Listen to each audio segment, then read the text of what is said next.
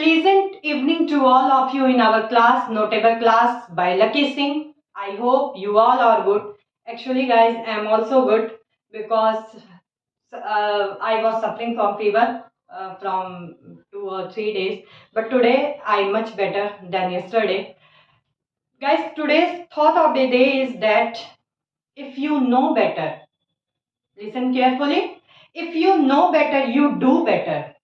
कहने का मतलब ये है गाइस कि अगर किसी भी चीज को आप अच्छी तरीके से समझ गए तो फिर उसे जीत पाना बहुत ही आसान है। मीन्स आपको वहां पे कोई भी हरा नहीं सकता है। जरूरत है तो बस उस चीज को अच्छी तरीके से जानने की या उस चीज में रम जाने की। और ये चीज हम कैसे कर सकते हैं? निगेटिविटी को दूर करके कर सकते हैं। मीन्स अच्छाई या बुराई तो हर चीज में होती है, लेकिन अगर हम बुराइयों को एक तरफ करके अगर उसकी अच्छाइयों को, उसके गुडविल को अगर हम देखते हैं, या कोई भी चीज हो, मान लीजिए कोई भी सब्जेक्ट है, अगर हम उसके गुडविल को पढ़ते हैं, उसमें अच्छी चीजें सीखने को मिलती है, हम उस चीज को फॉलो करते हैं, तो फिर हमें उस चीज में जीतने से कोई नहीं रोक सकता है। ठीक है, आज का सबसे अच्छा अगर मैं एग्जाम्पल लेके चलूं तो माँ बाप की सोच। अगर हम माँ बाप की सोच को बहुत अच्छी तरीके से समझ गए, उनके कड़वे शब्दों को अवॉइड करके, क्योंकि कभी कभी क्या होता है कि परिस्थिति के हिसाब से उनके शब्द कड़वे हो जाते हैं, लेकिन माँ बाप का मोटो कभी भी गलत नहीं होता है।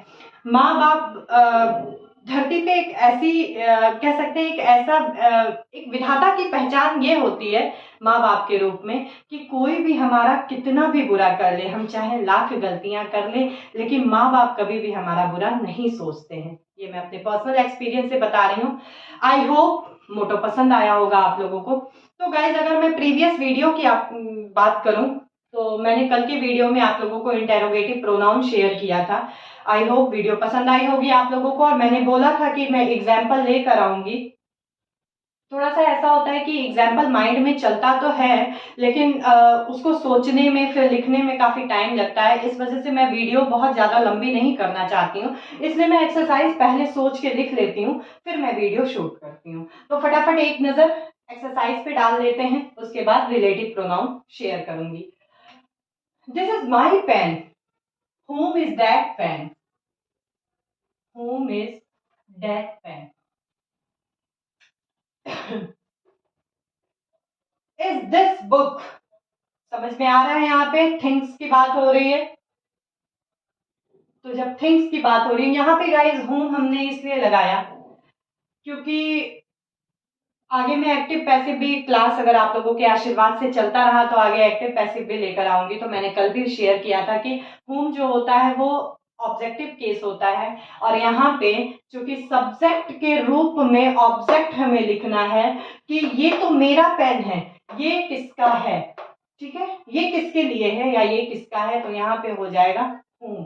ओके, whom के अलावा आप एक ऑप्शन और यूज कर सकते हैं which, but whom is better than which for here. Is this book, आंख बंद करके मैम ने बताया था कि विच जो होता है सिलेक्शन के लिए होता है, और थिंग्स है यहाँ पे दिस बुक, तो यहाँ पे whom नहीं लगना है, who नहीं लगना है, what नहीं लगना है। चौथा हमारा बचता है which is correct for here. Is your pen Mohan, क्या होगा यहाँ पे? इज योर पेन मोहन, मतलब यहाँ पे भी आपका विच हो जाएगा क्योंकि पेन की बात हो रही है। और whom who का कॉन्सेप्ट बड़ा क्लियर चीज है कि whom और who हमेशा पर्सन के लिए लगते हैं, और यहाँ पे चर्चा की जा रही है योर पेन। पेन का मतलब हो गया सॉरी थिंग्स से हो गया। Will you invite to party, मतलब यहाँ पे हो गया कि तुम्हें पार्टी में बुलाया। क्या बुलाया, किसके लिए बुलाया, ये तो होगा नहीं, यहाँ पे सीधा सीधा हो जाएगा कौन बुलाया, तो हो जाएगा हु। ठीक है, अब यहाँ पे देख लेते हैं इज दिस, है ये, क्या है ये, व्हाट इज दिस, सिंपल सी बात है what. Of you has done it, तुम में से किया, यह तुम में से किया, मतलब अगर हम इस फ्रेज को लेके चलें तो इसका जो अर्थ निकल रहा है वो ये निकल रहा है कि तुम में से किया गया है या तुम्हारे द्वारा किया गया है। तो यहाँ पे क्या हो जाएगा, whom of you, ओके, हो जाएगा whom of you। Do you like, what भी हो जाएगा, विच भी हो जाएगा, कोई सा भी रॉन्ग नहीं होगा, ठीक है। What do you like, which do you like. अब ठीक है, अगर हम यहाँ पे लिख लेते हैं which do you like flavour of pizza, भाई स्वीट कॉर्न हो जाएगा, उसमें चीज हो जाएगा, कुछ भी हो सकता है उसमें, तो विच भी हो जाएगा, वॉट भी हो जाएगा। अब विच और वॉट का जो हम यहाँ पे कंक्लूजन निकालते हैं, अगर हम एग्जाम लेवल की बात करके चलें, तो इसके आगे जो फ्रेज दिया रहेगा या इसमें कुछ वर्ड ऐड होगा, उसके अकॉर्डिंग हम इस चीज को फिक्स करेंगे, ठीक है।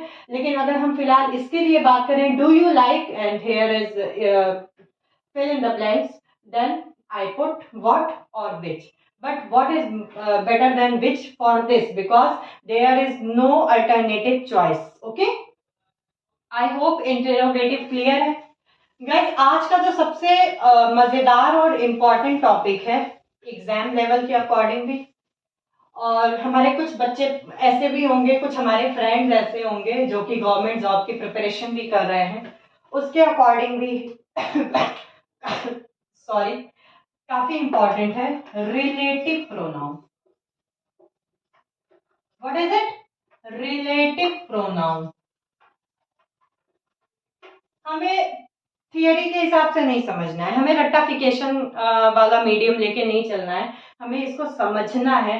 रिलेटिव प्रोनाउन, नाम से ही पता चल रहा है भाई रिश्तेदार है, क्या है, प्रोनाउन का रिश्तेदार है, या फिर भाई रिश्तेदार कौन होते हैं, जो एक दूसरे का रिश्ता डिक्लेयर करते हैं या जिनकी वजह से हम एक दूसरे का आपस में हम रिश्ता समझ पाते हैं, that is for relative pronoun, ठीक है। अब सबसे पहले तो रिलेटिव प्रोनाउन का मैं आपको यूज बता दूं। रिलेटिव प्रोनाउन नाउन और प्रोनाउन में एक दूसरे को रिलेट करते हैं, that is called relative pronoun. दूसरा क्या यूज है इसका, कि रिलेटिव प्रोनाउन जो हमारा रहता है वो दो सेंटेंस को आपस में जोड़ने का काम करता है। क्या काम करता है, आपस में जोड़ने का काम करता है, that is called relative pronoun, ठीक है। हम इन सारी चीजों में हम डेफिनेशन पे बिलीव नहीं करेंगे, हम सीधा सीधा पॉइंट पे आते हैं कि रिलेटिव प्रोनाउन जो हमारे होते हैं गाइस, वो एक्चुअल में 4 होते हैं। कितने होते हैं, मैम ने बोला 4, ठीक है। अब मैम बताएंगी कि कौन कौन से होते हैं। तो रिलेटिव प्रोनाउन जो होते हैं, कंफ्यूज होने की जरूरत बिल्कुल भी नहीं है। पहले व्हाट नहीं लिखते हैं, पहले हु लिखते हैं, जिससे कॉन्सेप्ट आगे क्लियर रहेगा। हु हो गया आपका, first is who, second is whom, third is which and fourth is that। अब आप कहेंगे कि मैम आपने तो अभी प्रीवियस वीडियो में या अभी थोड़ी देर पहले who, whom, which का यूज इंटेरोगेटिव में कराया है। हाँ बिल्कुल कराया है भाई, मैं कहाँ मना कर रही हूँ कि मैं नहीं कराई हूँ, लेकिन मैंने यूज भी तो बताया है कि who, whom, which जहां पे क्वेश्चन मार्क के अकॉर्डिंग होंगे या जिनसे ये पता चलेगा कि क्वेश्चन पूछा जा रहा है, that is called interrogative pronoun. But where these are relates to noun or pronoun, there that is called relative pronoun, ठीक है। अब हम इसको थोड़ा सा और अगर डीप में समझाते हैं आप लोगों को, आई होप आसान लैंग्वेज में समझाऊंगी जिससे कि इजी रहेगा समझने में। सबसे पहली बात कि हु और whom किसके लिए यूज किया जाता है, भाई आंख बंद करके पर्सन के लिए यूज किया जाता है। किसके लिए यूज किया जाता है, पर्सन के लिए किया जाता है। विच जो हमारा होता है वो थिंग्स के लिए यूज किया जाता है, ठीक है। दैट जो हमारा होता है ये बोथ के लिए, मीन्स दोनों के लिए यूज होता है। अब देखो ये कॉन्सेप्ट तो क्लियर समझ में आ जाएगा, ये भी कॉन्सेप्ट क्लियर समझ में आ जाएगा, और ये कॉन्सेप्ट थोड़ा सा बस कंफ्यूजन है, लेकिन कल के वीडियो में ये भी कंफ्यूजन क्लियर कर दूंगी कि दैट कहाँ पे हमें फील होगा कि ये पर्सन के लिए यूज हो रहा है, और कहाँ पे हमें फील होगा कि ये थिंग्स के लिए यूज हो रहा है। फिलहाल इतना क्लियर गाइस। आज एक चीज नई मैं और चीज सिखा देती हूँ कि हु, whom, whose, मैंने ये चीज आपको बताया था, ठीक है। एक्चुअली ये इंटेरोगेटिव केस है, ये इंटेरोगेटिव पर्सन है, ठीक है। क्योंकि पर्सन के लिए यूज होता है, प्रोनाउन नाउन के लिए यूज होता है, तो धीरे धीरे देखिए चीजें खुल के आ रही है कि पहले तो ये हुआ कि प्रोनाउन नाउन के लिए यूज होता है, फिर इंटेरोगेटिव जो होता है वो पर्सनल प्रोनाउन के लिए यूज होता है या पर्सन के लिए यूज होता है, ठीक है।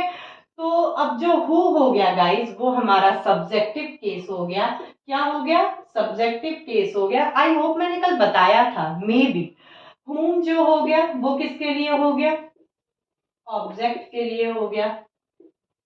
whose जो हो गया वो किसके लिए हो गया? पॉजिटिव के लिए, ठीक है। क्लियर है ये चीज?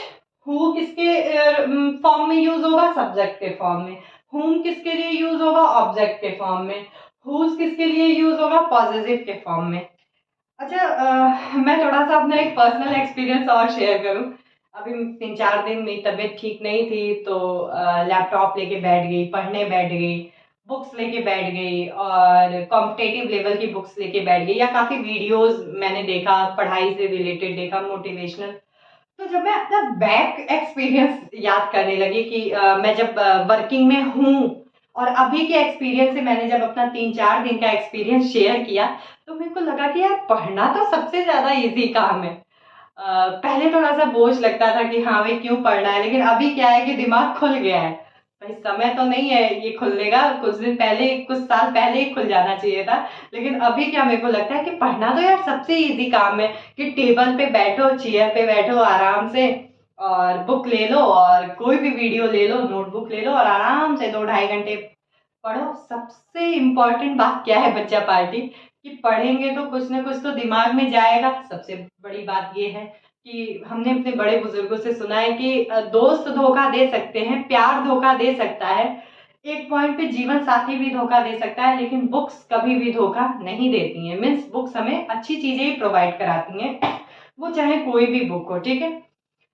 तो सबसे इम्पोर्टेंट बात तो ये है इस टॉपिक की कि मतलब पढ़ना सबसे इजी काम है। भाई पढ़ते रहो, दिमाग में जो जा रहा है वो तो जा ही रहा है, माँ बाप भी खुश और मतलब गार्जियन भी खुश किया है, भाई मेरा बच्चा बहुत पढ़ रहा है एकदम मजे से। और सबसे बड़ी बात यह है कि हमें मेहनत भी नहीं करना पड़ता है। फिर थोड़ा सा मेरी आदत है, मेरे घर वाले कहते हैं मैं थोड़ा शकी टाइप की हूँ और मैं थिंकिंग में बहुत ज्यादा बिलीव करती हूँ कि मैं कोई भी चीज, किसी भी चीज के बारे में जब जब तक मैं एक्चुअली मैं ओवर थिंकिंग हूँ। अगर मैं अपनी कमजोरी आपको बताऊं, if I want to talk about my weakness is over thinking.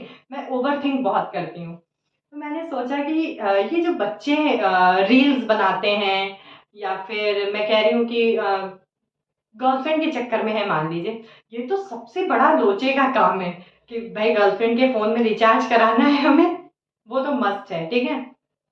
उसके बाद अगर घर में गार्जियन है तो हमें फिर भाई फिट एंड फाइन होके चौराहे पे जाके खड़े होके बात करना पड़ेगा, कितना लोचे का काम है।